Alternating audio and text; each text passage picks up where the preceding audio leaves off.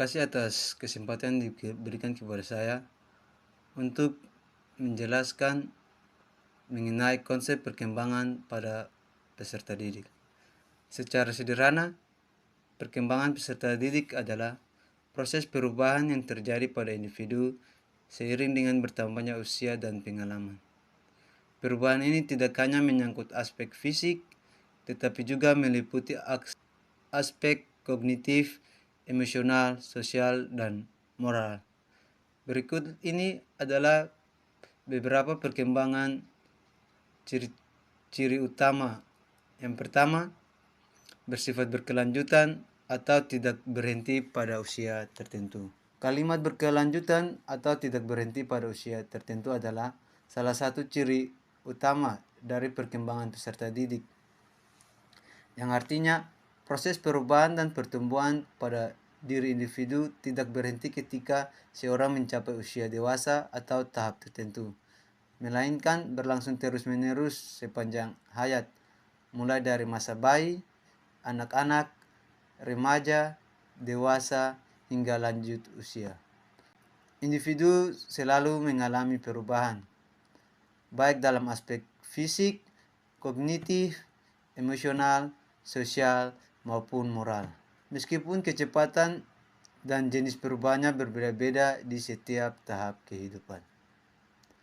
Contohnya, seorang dewasa tetap bisa belajar keterampilan baru, mengembangkan pemahaman yang lebih dalam tentang kehidupan, atau memperbaiki cara mengelola emosinya meskipun ia sudah melewati masa sekolah. Yang kedua, berurutan atau mengikuti pola tertentu dari sederhana ke kompleks. Kalimat berurutan atau mengikuti pola tertentu dari sederhana ke kompleks adalah salah satu ciri utama perkembangan peserta didik, yang artinya proses perkembangan pada individu berlangsung secara teratur dan mengikuti urutan yang tetap dan dapat diprediksi. Perkembangan dimulai dari hal-hal yang sederhana, dasar atau mudah, lalu berangsur-angsur berkembang menjadi hal-hal yang lebih rumit, kompleks atau sulit. Setiap tahap perkembangan menjadi dasar bagi tahap berikutnya, sehingga seseorang tidak bisa melompat-lompat atau melewati tahap tertentu. Salah satu contohnya, dalam perkembangan motorik, bayi pertama-tama belajar mengangkat kepala dan kemudian duduk, merangkak, berdiri, dan akhirnya berjalan dan berlari. Dalam perkembangan bahasa, anak pertama-tama mengeluarkan suara-suara sederhana, kemudian mengucapkan kata-kata tunggal, lalu kalimat pendek, dan akhirnya mampu berbicara dan menulis kalimat yang panjang dan rumit.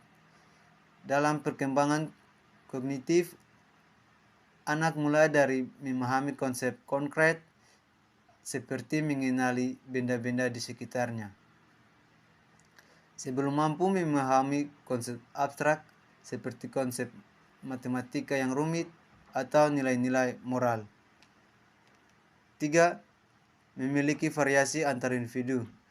Setiap orang berkembang dengan kecepatan dan cara yang berbeda-beda.